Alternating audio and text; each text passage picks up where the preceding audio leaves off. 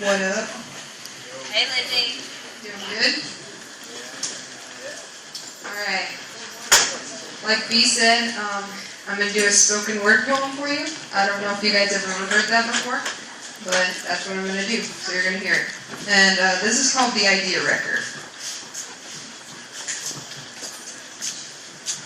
The other day I was simply walking about until out of the middle of nowhere a wrecker came and slammed me to the ground.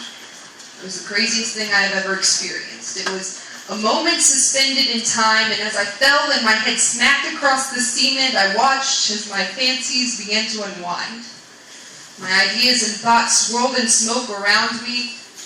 Pictures of moving memories swam through the sea of nonsense that fell out of the crack in my skull, and the warmth of my truths lay pouring into a puddle around my head. And as I wondered about all of these things, there came the man from the wrecker. And as he came, we talked and mingled, and his questions started pouring, and while it hurt to think, he began to ask me about the things that were hidden in my heart. With a confused look, he began to explain. The things in your heart will surely come out of your head, he told me. Well, I never thought of that before. He began to laugh. How could all of these things simply come from your head, he asked. Before I could even shrug, he began to ponder if I might know the volume of a heart. But while the mind holds the capacity to obtain formulas and rules for years, it can only contain a library's tallest rafter. But a heart could drown 100 years of sunsets and coffee and the beauty of life and music. A world dense of love would float on the surface that it provides. While I tried to understand the things that he told me, he began to look through my thoughts that were open for everyone to see. He examined my posters of organizations and helplines. He listened to my records and my downloaded MP3s. He read my book of the thoughts of the world in language. He watched pictures of things that I've seen. He watched my horror, comedy, and heartbreak movie memoirs.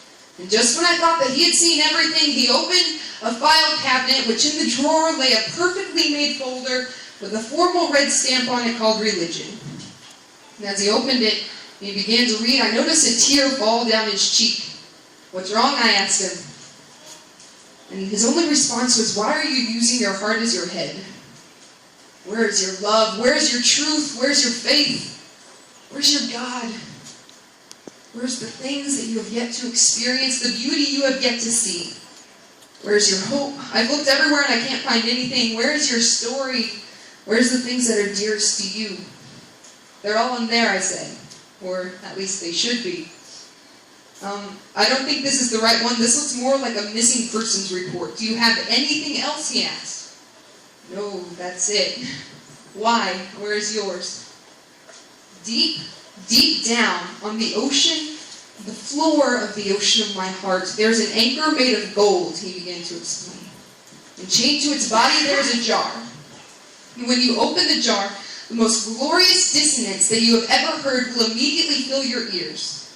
A dissonance created of the peace and the war in the world throughout the years. There's also a man by the name of Yahweh. You've never met anyone like him before. He has this awesome tattoo, and it's my favorite thing because it's my name on the palm of his hand. I hold every letter that he has ever written me there. I hold every painting he has created. His creations are immaculate. And he makes me a new one every morning. See, he paints with every emotion. Using the sky as his canvas, he writes with every tone of humanity. And I have one of his books, and if you read it, you'll cry by the 6th page. In my jar, I hold my first set of plugs from where my ears were gauged. There's still some blood on the awl, and there's still a hole in the doorpost from where I once declared my love for my master. And I've not parted since then. You see, he doesn't see me for what I have been, or what I have done, or even what I look like. He knows me for who I truly am. He knows me better than anyone. He knows my motives. He knows my heart. He loves me just the same. His love has never run out on me. He hasn't given up on me. He loves the unloved, and he is friends with the unwanted. See, my jar is full of him. Full of the joy that he creates and the music that he writes. See, his music isn't just a shallow yellow with orange highlights. He writes in indie blue with reggae overtones and jazz subbeats, with all the joy and umph of a gospel choir, yet all the thrill of rock. His heartbeat is as evident as heavy metal, and his words are as crisp as a cymbal. The things that he says create all the poetry in all the world, which exemplify every human experience through his love. The man could have talked of him for hours, and the things that he said made me tear. But sooner enough, just as quickly as he had appeared, the idea wrecker was gone. And I was left there with just the words that he had said and my thoughts that had been jumbled in a mess around me.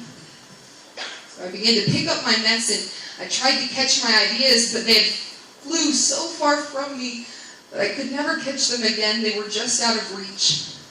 So some new and some old, I stored them away. And suddenly I realized what Saul must have felt. With everything that you would have ever known, believed, and done, suddenly changed in a moment. I suddenly knew the uncertainty that he must have known. But it was because of this event that I knew that forever I would see things in a different way, in more brilliant colors that I had never noticed before. A world with teal grass and rainbow footprints. I knew that I would see Yahweh just as Saul had. Not as I had dreamed or even hoped for him to be. Not as a man that was made up of formulas that religious people put on him. No man-made boxes or qualifications to hold him in. He was truth. He was who he was, not who I ever created him to be. This was not a man that had ever created war or death in his name. This was someone that not even the volume of a heart could contain. And just like that, I knew that I would see Yahweh forever, just as Saul had, in a different, more brilliant, more unexpected light.